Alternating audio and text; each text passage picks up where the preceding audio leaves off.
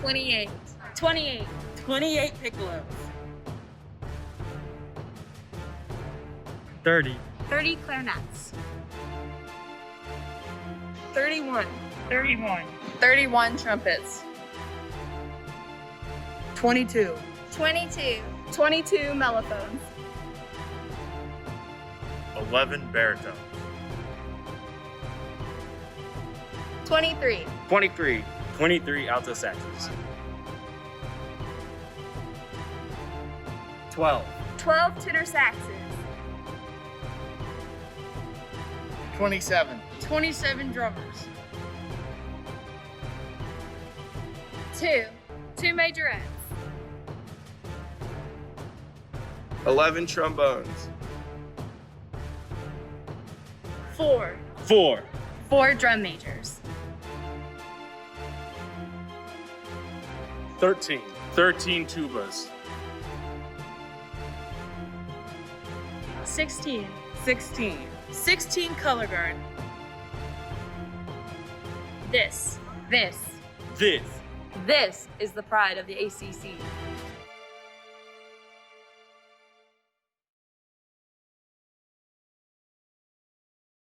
Hello once again, everybody, and welcome to the Pride of the ACC. My name is Adam Pohl, and with me once again is the head of UNC Bands, Jeff Fuchs. And Jeff, we got a great show here in our third episode, a look back at what I call the first family of the Marching Tar Heels, the Sawyer family. 7 of their 9 children were in the Marching Tar Heels, and 2 of them married people in the Marching Tar Heels. So we're going to take a look back at and catch up with a great family of alumni in this great organization. And we got a lot else as well. But first, we wanted to check in with you and see how things are going this week. Yeah, Adam, it's been a really quiet week here. The university hit a pause on Monday and Tuesday, so there were no classes. An opportunity for the kids to get resettled, whether it was in their apartments or at home, or some of them moved around on campus a little bit, but just kind of a break in the action. Also let some of the faculty get their courses moved over to a new platform. We did meet with the kids Thursday night and kind of laid out the plans for the rest of the semester, and we'll get going in earnest again next week once everything is kind of back in the groove. But Adam, what's been keeping me busy with all these questions I'm getting a lot of comments about the show, which is awesome. I'm glad people are enjoying it. But a lot of the questions are coming to me about you, and honestly, and your background is everybody seems to think you've done this kind of thing before, and so I realize we really haven't talked about your background, so we're going to turn the tables a little bit here. And so we're going to get to know you a little bit too tonight. So you started in our office as a work study student back in '96 when you came to school, and I remember you were very much into sports and had called some games in high school. And so tell us a little bit about what you've been doing, in your career since you got to Carolina and beyond. Yeah, I got into sports. And so after I was in the Marching Tar Heels, I was an intern with the Tar Heel Sports Network. I got to stand right behind Woody Durham and Mick Mixon, who, of course, is now the voice of the Carolina Panthers. I got to work after I graduated with Jones Angell, the voice of the Tar Heels, and we did some games together over a few years before I got into minor league baseball, and that's where my career has kind of gone. So I've traveled through single and double A and been doing that for a long time, and I call a small Division I, but just a great basketball program, Mount St. Mary's University, that actually played the Tar Heels in the first round of the 2008 NCAA tournament. And so that's been just a dream come true for me, and I've enjoyed it so much here over the years. Yeah, well, it's been obvious to a lot of our viewers that you've done this before. So we're thrilled to have you as part of the team. And I said last week that you were, once I knew we had the video editor, that you were the first choice to do the show. And I didn't really elaborate on why, but that background has served you well. Well, thank you so much, Jeff. I really appreciate it. Now we got to talk about somebody else. How about Matt Parunak, who is a big part of your organization, working with flutes and clarinets, and like so many that are instructors in the Marching Tar Heels, they are former members of the Marching Tar Heels. Yeah, Matt was a 4-year member of the band, tuba section leader, and he left us and went and taught at Forbush High School for several years, and then a job brought his wife back to the area, and so Matt came with her, obviously, and he's freelanced for quite a few years, and so he was in the first group we added to our staff, and now he's teaching over at Ravenscroft School in Raleigh. But gosh, what a great musician! Has a lot of thoughts on leadership and interacts really well with our kids, and a very valuable part of our organization. And not only is he a great tuba player, he's pretty much flipped over now to be a trombonist. And he plays with the Fayetteville Symphony, but he also is in one of the best salsa bands in the area. So he's a very versatile musician as well. I love it. Well, let's meet Matt Parunak.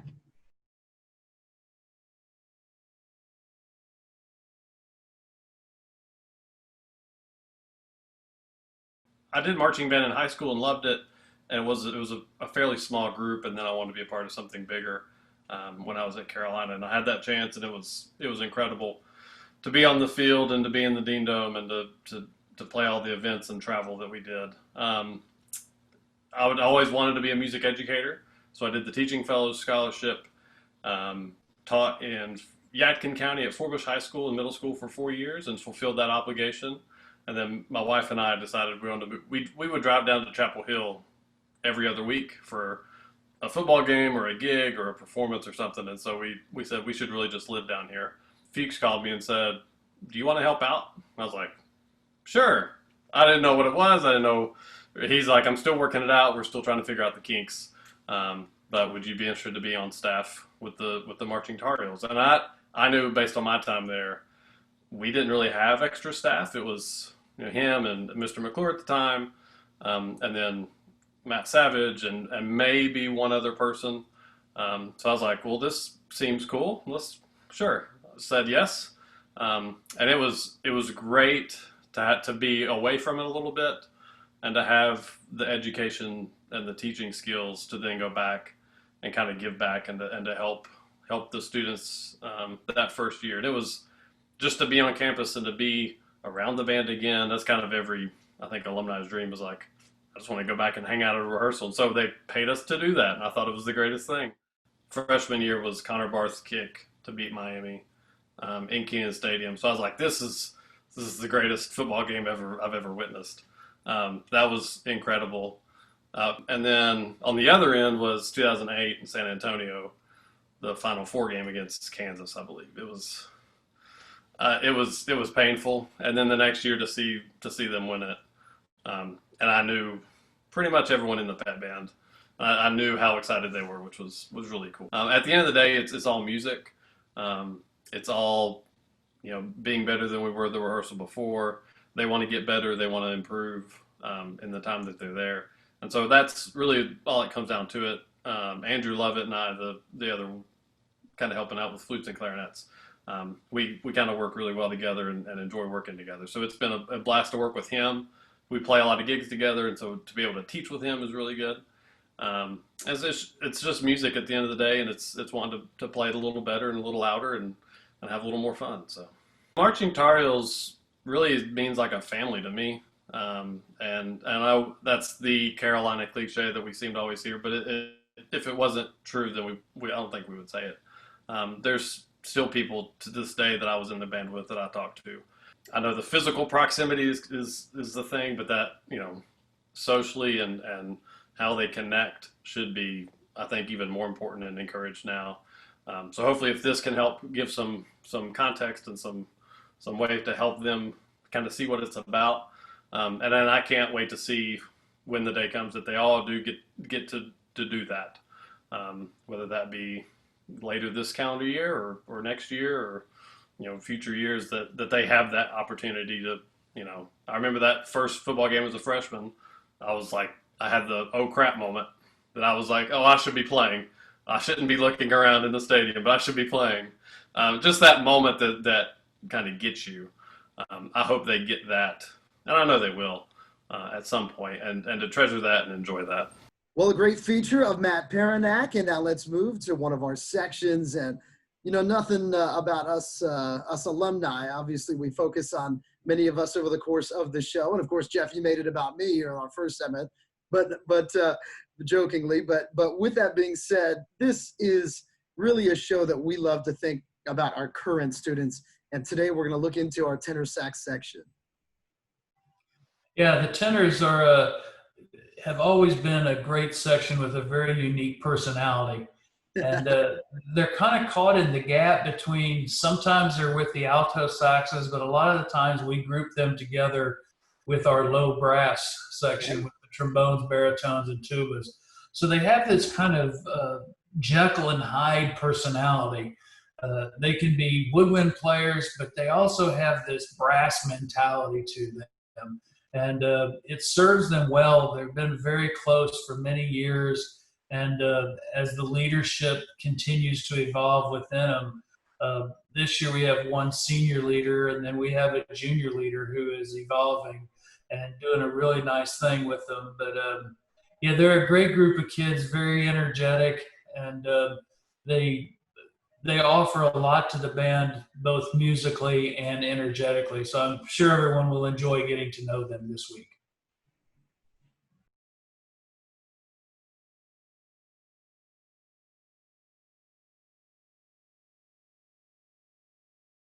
Hi, I'm Megan Pope. I'm one of the tenor saxophone section captains for this year. I'm from Coates, North Carolina, and I'm studying public policy and peace, war, and defense for the history minor. Hi, everyone. My name is Mateus Becerra, and I'm a senior from Winston-Salem, North Carolina. I study computer science with minors in mathematics and music, and I'm excited to be a tenor saxophone section leader this year. This year, our section features one senior, one junior, 7 sophomores, and 3 freshmen. The tenors are an eclectic group. We have members from nearby towns in North Carolina and as far away as Arizona. Our members have majors ranging from global studies and public policy to more STEM-related fields such as computer science and physics. Funnily enough, none of our members are music majors. That being said, we still stay heavily involved in band. This includes having several music minors and participation in different ensembles such as symphony band and wind ensemble. We even have at least one member from each of the 4 Greek music fraternities. On game days, we love to scream and play as much as we possibly can. We like to perform the Moose song before breaking off to perform cadence dances. Before marching into the stadium, we scream our section chant to get excited. You can always count on the tenors to bring as much energy to the stands as possible. The tenor saxes have a number of different traditions. Our most common tradition are our tenor dinners. This gives us a chance to have dinner and socialize outside of band. Also, around the holidays, we have a large party and play Secret Santa. One of our more recent traditions has become singing the tenor song at the ends of practices and games. Although marching band has been suspended for the rest of fall semester, we can't wait until the spring. We're looking forward to being in the stands at basketball games, cheering on our favorite players such as Garrison Brooks and Andrew Platek.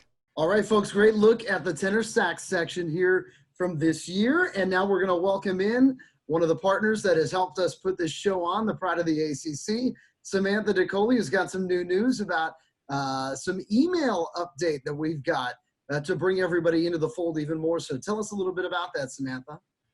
Yeah, so we're super excited to announce that the Pride of the ACC now has its own email listserv, which you guys can sign up for at home to follow the latest news and updates and weekly episodes about the show.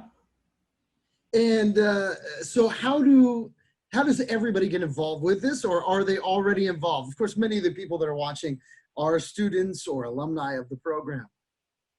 Yeah, so if you're an alumni and you've previously given us your contact information, your email stuff, you're good to go. Also, if you're a current student, so current Marching Guitar Hill member of fall 2020, we also have your email addresses. We've imported all of those into the new email listserv. So you're good to go there. But if you're not in either of those 2 groups, there's 2 different ways you can sign up. Okay. So the first one is through our social media profiles. So Facebook, Instagram, Twitter, we'll be sharing the link to sign up there. And then the second is on the UNC Bands website. So uncbands.org, you can sign up there as well. Awesome. Thank you so much, Samantha. And of course, that means that Samantha and I, Jeff, are going to be on the list. So we are in as alumni. But this next group that we're going to talk to today. I've been waiting for this moment on this show. I knew it was coming to catch up with the people that I call the first family of the Marching Tar Heels. I mean, we're going to about to talk our alumni update. Usually when we do our alumni section here, it's with one alumni, a great member of the Marching Tar Heels of yesteryear. We're going to talk to 9 today. Tell us why, Jeff. Well, my first 18 years at Carolina, we had a member of the Sawyer family in the band. It started with Connie Jr. back in, I think he started school in 96, and it ended with the 7th of their 9 children to be in the band with Raymond. Gosh, what an amazing family. As I said, Connie Sr. and Bonnie had 9 children that they raised in Camden, North Carolina. 7 of them came to Carolina.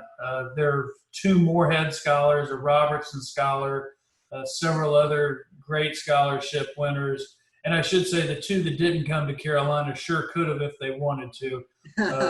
One went to Elizabeth City State, and I believe the other one may have gone to Wilmington. But a great family, and very, like I say, when you have one family in the band for 18 years of your career, I knew Raymond, the youngest, when he was a middle school boy, coming to games to see his older brother, and then to have him in the band and graduate. So the first family of the Carolina band and the Sawyer family.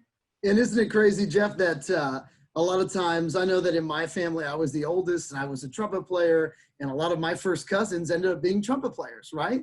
But this family wasn't that way at all. I mean, you could have literally had a band with just them on their own. They almost all play a different instrument. Yeah, between, Connie was an alto sax player, and then Josh came along playing trombone. Quentin came along playing tuba.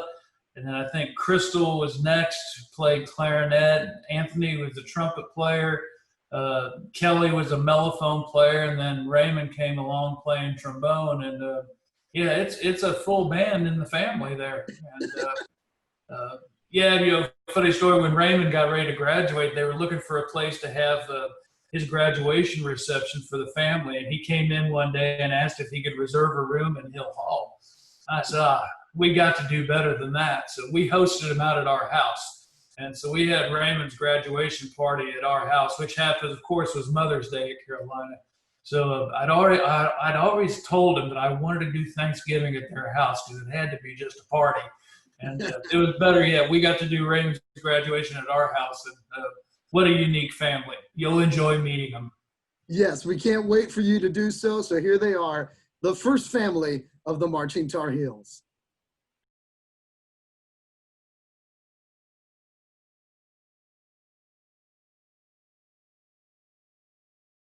Connie Sawyer. I am class of 2000. I marched from 96 to 2000, saxophone for the first 2 years. And I was actually drum major for the 98 and 99 football seasons. I'm Alicia Johnson Sawyer. Played the Mighty Mighty Flute and Piccolo from 1995 to 1999. Hey, Joshua Sawyer. I marched from, I came in 1998. And so 1998 through the 2001 football seasons, graduated 2002, played trombone. Hugh Sawyer. I was in the Marching Tar Heels from 2000 to 2004 in the tuba section. I'm Crystal Sawyer Chifunda. I was in the clarinet section, and I marched from 2003 to 2007. My name is Kelly Sawyer. I marched in the mellophone section from 2004 to 2008. My name is Anthony Sawyer, and I was in the best section, the trumpet section, from 2006 to 2010. My name is Quenisha Hinton Sawyer, and I was in the clarinet section, and I marched from 2009 through 2012. I'm Raymond Sawyer. I was in the Marching Tar Heels from 2009 to 2013, trombone section all day. To realize that there was a streak that we never intended to start, but once it was started, we had to, keep it going. So that was really awesome. And then, of course, it goes without saying that the Marching Tar Heels has always served as a family. And as you can see, we got family. So we don't use that word lightly. but it really is a family atmosphere. When I was considering colleges and when I made the decision to do marching band, I think because my siblings had gone before me is what led me to do it more. And had I gone to a different school, that might have been an experience that I may not have taken advantage of. So it's very like a Carolina Sawyer connection thing. It can be extremely intimidating to show up on a new campus. And marching band was one of the areas where I was able to immediately have connections and be able to make meaningful relationships because of my older siblings kind of paving the way and laying the foundation. So it was really cool freshman year to walk around and say what's up to people on campus, and other freshmen be looking around at me, specifically during band practice. Other freshmen be looking around and be like, how do you know these upperclassmen? And I'll be like, because I got the plug, don't worry about it. You know what I mean? It is what it is. Be jealous. And I remember the first time asking for something around 12 tickets. And Mr. Few was just throwing a fit. Like, what do you mean you need 12 tickets? I'm like, that's my family. You know, it's not just people wanting to come in. It's my brothers and sisters and my parents. And kind of had to wear them down on that a little bit. And I think the greatest thing now has been those kids that you probably were just trying to imagine and trying to make sure were legitimate. You know, now all of them have come through. And it's just funny to see how that started from just an innocent, you know, someone auditioning for the band and getting in. So it's a decision that I'm just so proud of for one of many reasons, but it's been wonderful. I remember when they're doing Tar Heel Town, going with the trombone section and learning all the trombone cheers and things and doing the cinnamon roll with Josh when I was a little kid, and then getting on campus and teaching other people as a freshman. They're like, yeah, we've heard this guy, Josh Sawyer, who came up with some horn swings. I'm like, come on now, that's the homie. I remember going with Q after the game to the truck to put up his tuba when everybody else was going to do their thing and stuff like that. I remember first time I met Elle and knowing that she was a legend and not even figuring it out. And so like all those little things come to mind for me. And those aren't Final Fours, those aren't bowl games and stuff like that, but it was those moments that made me feel like my family was a part of the band. And then when I got to do it for myself, that was the cherry on top, because then I was a part of it. I was one of the founders of Iota Lambda of Tau Beta Sigma. And sorry, Quenisha, that's how I first met her before she and Raven started dating. And when Raven told me that he was dating her, I was like, you dating this girl? But clearly we have come full circle. But I have the sibling relationship, but for Anthony and Raymond, I call them my brothers times two, because we have that relationship in the fraternity as well as blood. And now I have a sister times two as well.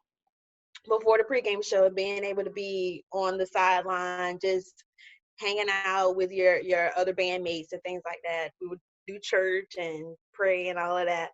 But I think those moments are the fondest for me, being able to march when I was younger, but then even experience on the other side and get inside. I remember the first time I heard the warm-up chorale, and I know they gave a name to it, but the name is the warm-up chorale. I stood on the steps of Davis when Connie was in the band. It may have been Connie's first or second year in the band. I stood on Davis steps during the warm-up chorale. And when I heard that music, I immediately went and found my parents and I said, I'm going to be in this band, period, end of story. During the pregame formation, I was fortunate to be in Squad 20 all 4 years. And as a part of that, I was able to be the very back corner of the second letter A in Carolina. So I was all the way in the very, very back corner. And the way we were situated, I was able to see the entirety of the band. And it's just something about, even though it seems like a small part, you know, without me, that the A wouldn't have a corner, but also just being able to see the entirety of the band and just being able to be a part of such a great organization. That's something that sticks with me even now. Being a freshman and coming into the band room, this was in band camp, coming into the band room and having the other classes do, you know, Here Comes Carolina, that whole routine, and just having this wall of sound just blow me away, and seeing everyone do their horn swings and everyone knew what to do. And I was just like, oh, this is so awesome.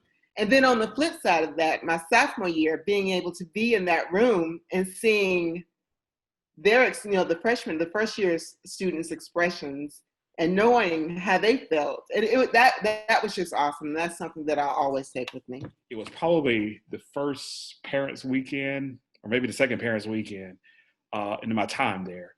And finally got to see my family. And my baby brother runs up and he jumps all on top of me. And it's like the cutest moment in all the world.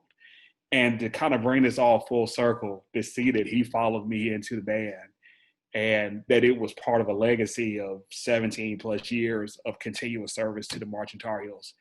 It's something I will never forget. And I'm proud to have started it, and even prouder that my siblings were able to follow me into it. During Raymond's final game marching his senior year at halftime, we were able to go out. And just to explain how much of a family the Marching Tar Heels is to us, it was my parents, it was the 7 siblings that you see on this call, it was my other 2 sisters, and it was just all my nieces and nephews who were born at that time were on the field with us.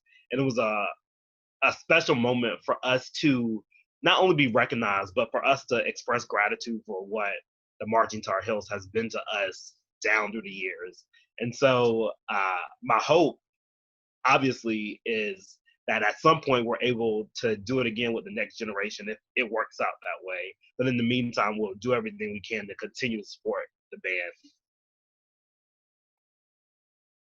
What a family. Hey, Jeff, I mean, that is really something else. And I'm waiting. It can't be that long, right? I mean, it can't be that long till you might have round 2 fight, meaning will Connie and Alicia's kids be in the Marching Tar Heels with Jeff Fuchs running the show? I'm waiting for that day. I can't wait. Actually, Josh has the oldest child. Okay. And I think Josh's oldest is about 16 years old. So I can't wait to. We're getting close. We're getting close. I can't wait to have the second generation to Sawyer start through the band.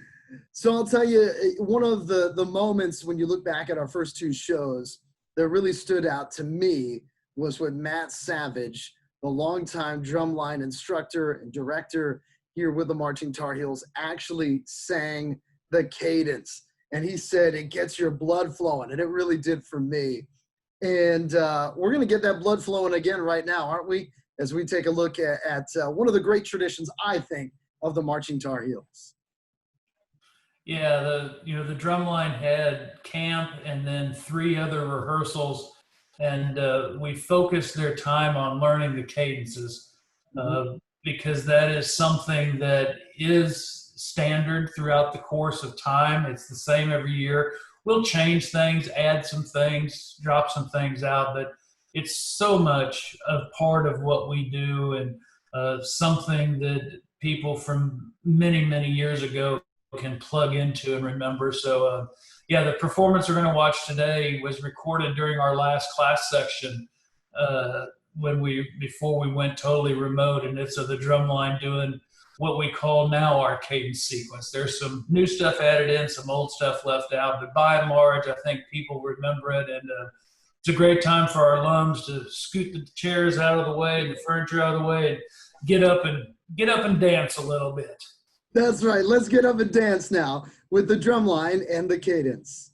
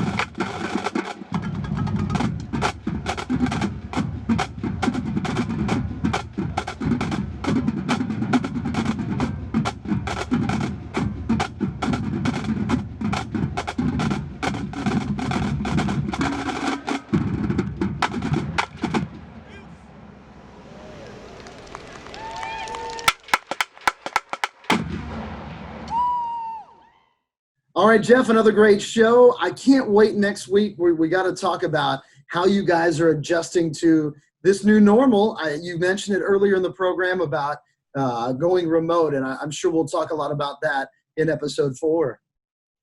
Yeah, we also have another bit of really exciting news coming out that we'll talk about next week. I'll give a little bit of a tease. Some of our current students have created a Minecraft server that should be active by the time we go to the next time we show the next episode. So those of you who are into Minecraft, get ready. There's a Marching Tar Heels Minecraft server coming your way.